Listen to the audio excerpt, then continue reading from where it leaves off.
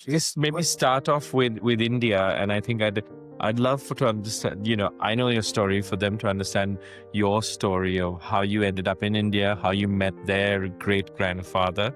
That would be one lovely little snippet for them. I came out as a young 22-year-old, not knowing anything. And in those days, to go to India was like going to the moon, because people didn't travel very much. This would have been which year?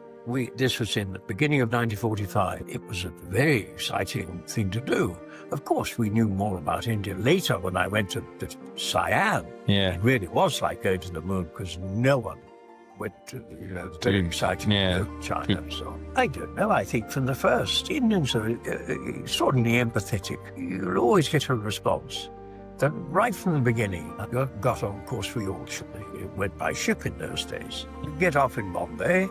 Bombay in those days was a quiet little town, rather reminded me of Nice, one of those Mediterranean towns, and maybe 10 lakhs of people, that was all.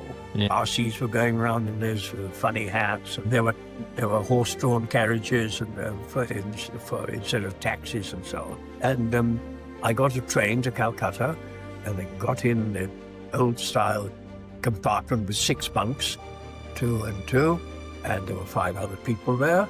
And by the time we got as far as Igatpuri, we knew all our life histories. Now you wouldn't find that in many countries. So right from the beginning, I found this tremendous openness and tremendous response. If you're going past in a bus and you look at the open, you put your head out and look in the bazaar, and you catch the eye of a young man, and you wink. Immediately he'll wink back. He won't check. He won't be startled. Who's as foreign as, Yeah. Yeah, exactly. So I've always found that's a very engaging. Has that changed? Have Indians changed? No, not in that way. No.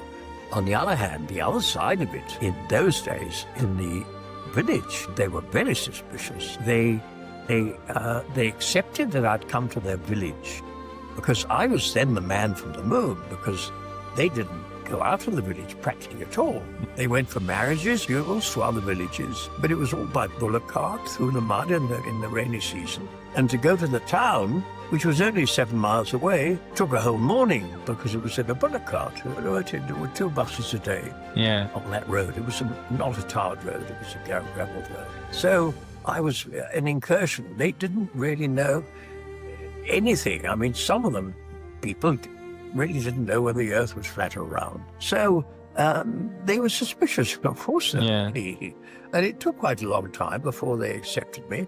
And then other people would come to the village on marriage parties, and I would go into the house for the puja of the family deity. And these other people said, "What are you letting this happen?"